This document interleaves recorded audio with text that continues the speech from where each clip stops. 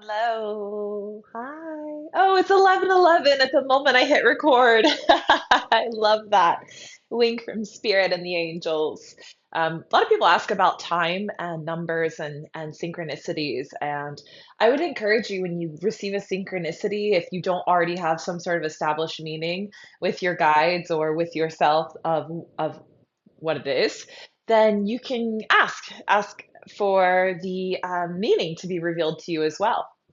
So 1111 is always, it's such a common one, and it's so divine. One has the energy of new beginnings, and when we multiply it by four, we have this energy of a solid foundation, a good place to begin, and it just feels balanced. It's like the four directions, feels complete and whole. So today I was really inspired by a dear, dear friend to dive into Gene Key 63. There are only 64 gene keys in the system, so 64 DNA codons. Um, and so the 63rd is starting to, well, it's definitely past starting. It's the end. I mean, we're almost to the end. And it has a really magical energy. And when you see it in another, or if you have it in yourself, it is such a remarkable energy to witness. And I'm very much so enthralled with it.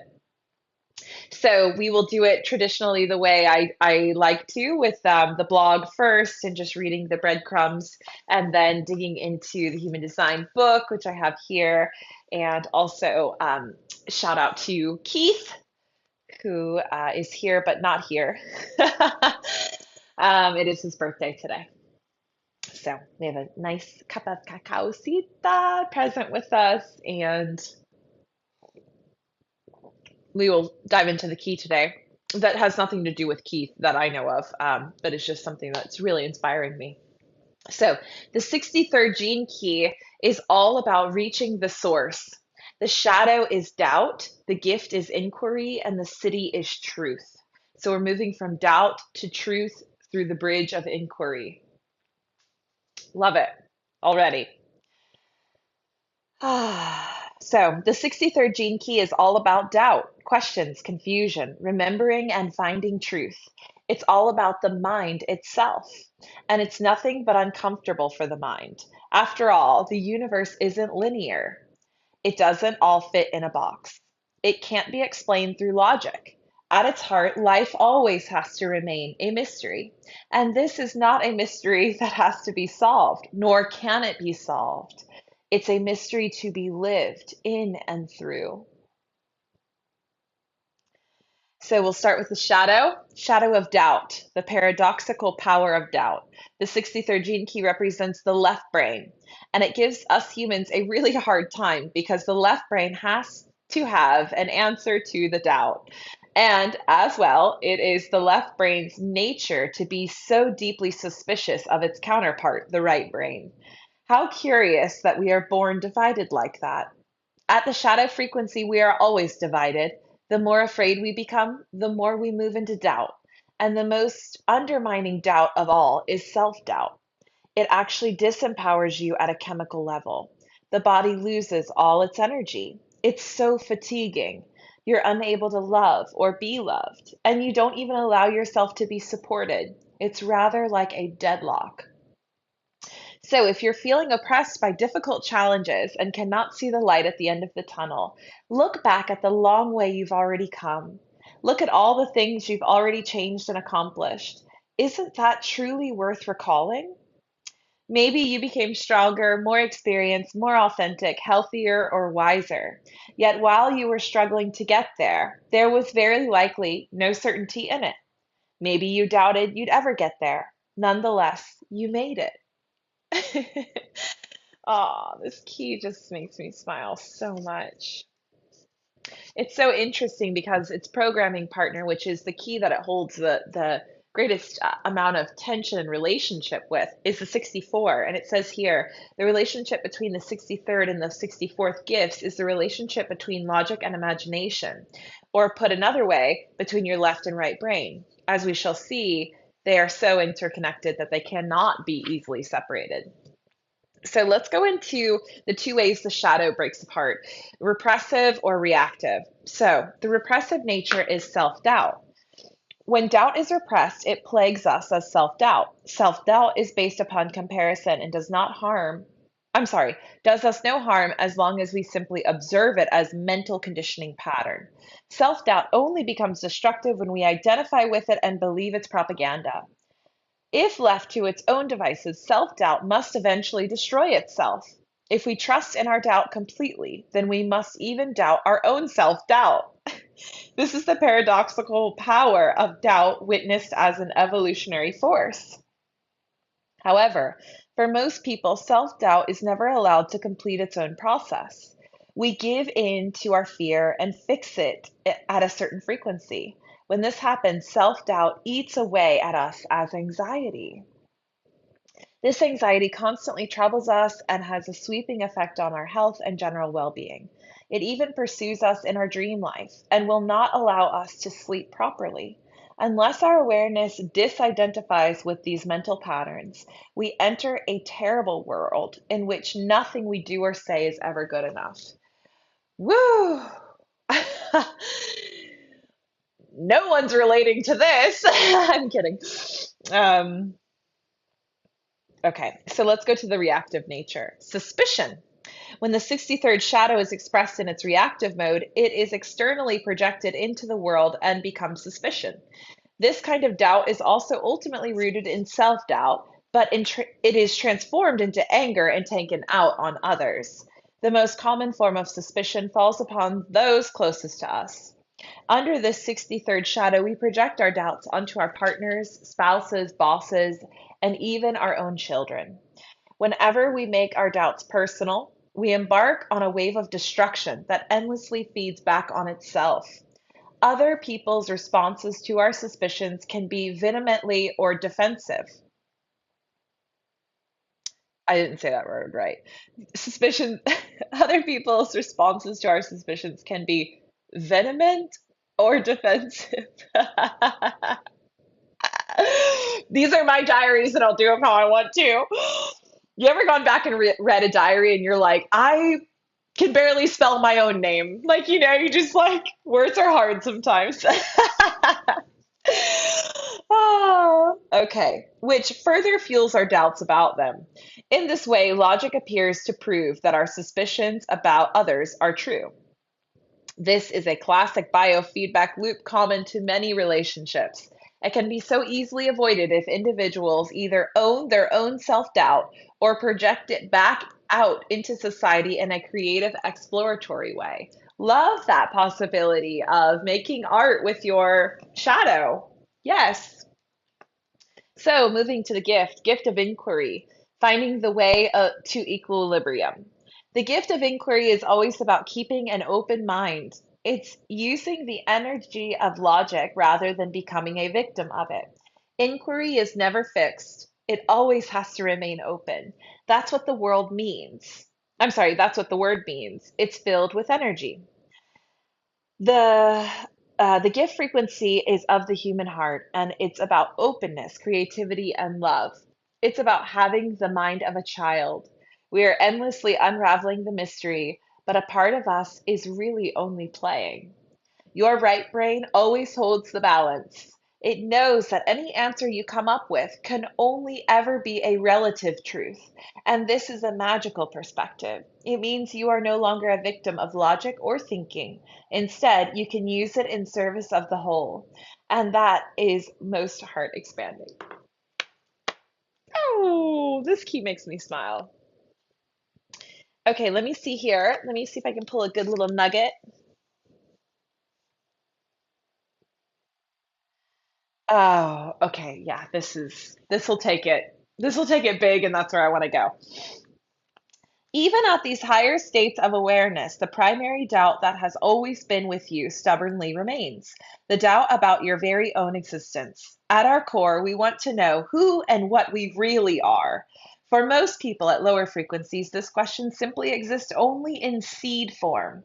The higher your stage of awareness, however, the more possessed you become by this question mark inside you. Your inquiry thus leads you through progressive levels of awareness and realization, and you may experience strange internal phenomena along the way. All this time, however, you are still operating within the sphere of the 63rd gift, which gives the impression that you are moving somewhere or evolving from something towards something. Even at these high levels, your inquiry still has its roots subtly in the logical framework of your thinking. But, and it's the greatest but in all creation, all logic must eventually, by its very own nature, cancel itself out. All yoga leads in a single direction, to its own nemesis, to Tantra, the way of surrender. These two genetic programming partners, the 63rd and 64th gene keys, represent the paths of yoga and Tantra, respectively. Whereas Tantra is a path based on acceptance of what is, yoga is the path of doubt because it harnesses the great human spirit of inquiry. In the yogic path, technique is central. It assumes from the beginning that there is a basic split in human beings, and the sole task of yoga is to unify this split. This is what the word yoga means, to unify or yoke. All the great systems that allow human beings to progressively reach towards higher states have been born out of yoga. Because the human mind is most comfortable with the concept of logical progression through time, these kinds of pathways have always appealed to most serious seekers and inquirers after truth, the mysterious and hugely paradoxical 63rd city. I'm speechless. Okay. The city of truth. It's about surrender. And oftentimes in our programming partner, we will find the medicine to help unlock the gift that we're to unlock the gift and city of the key that we're contemplating. So I really, I haven't done it too much on these contemplations for the sake of simplicity, but I would highly encourage you to contemplate your programming partners of the keys that you're contemplating. And if you're a client of mine, we do this. Um, there's a lot more to say, but the city of truth. When we've finished with logic, we've completed with the mind. It's not that the mind is useless, it's always going to have its beauty, but logic has no relationship to truth. Logic has no relationship to truth. They're not of the same world, they're not even of the same dimension. When logic sees its own futility, it is naturally transcended. When all doubt is purged from our system, it's literally wiped from our DNA, and we emerge reborn. We emerge flawless, pristine, and without fear. Self doubt is simply gone. Therefore, there's no more need for inquiry, since there's no inquirer, there's no question mark. There's just a resting in the truth of consciousness. If that doesn't make you want to cry, you're not listening. just I'll just make a bold claim there. The realization that everything is truth is well represented by the I Ching name after completion. The realization of truth involves a complete relaxation of your entire being. The quest is at an end because the quest has deleted the questioner. The doubter has entered into the question so fully that the question has swallowed their awareness. All paths to truth are therefore a complete fabrication. All techniques, only distractions, and all systems and concepts are ultimately worthless. These are unhappy words for the seeker, who still remains identified with their search. But even that is truth. There is no such thing as distorted truth or hidden truth. Truth is simply here now in every moment at every stage of your life. It is eternal, undying, pure, incorruptible, and so beautifully simple.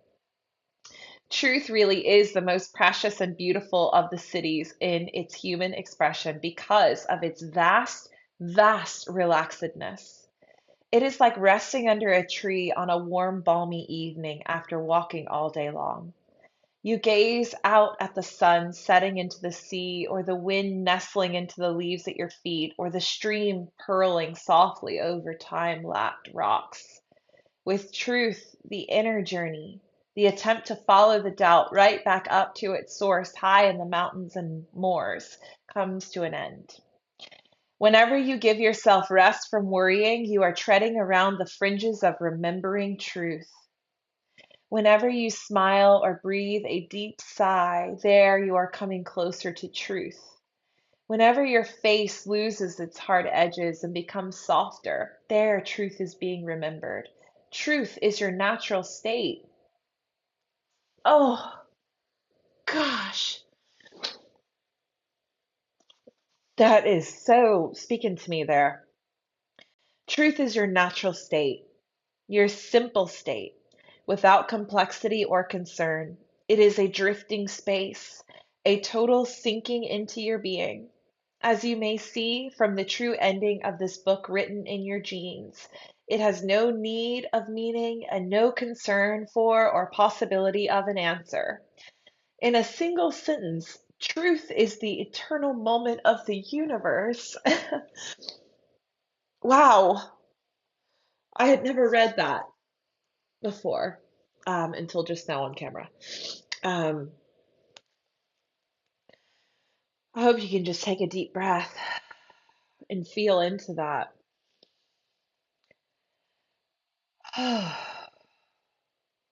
There's so much there. I can't wait to listen back to this and just etch it into my memory and invite those moments in. As I was reading, I saw this person that I'm speaking about who has this as their life's work. I saw their face in my mind's eye and saw and felt this energy. And um, it is so comforting and um, peaceful. It's such a spectacular energy. And I will remind you that even if you don't even have this key activated at all, um, it may have a deep resonance for you, and likely it does. I think based on what we've just heard and what we know about truth and what we know about doubt and inquiry, it speaks to all of humanity. Um, wow. As always, if anyone has a key they would like for me to dive into, let me know. I'd be very curious to move straight to the 64 after this. So we will see how I feel. For now, we'll leave it with this Phoenix Diary of the 63rd Gene Key. I love you all. Have a spectacular day, night, morning, wherever you are, and I'll see you tomorrow.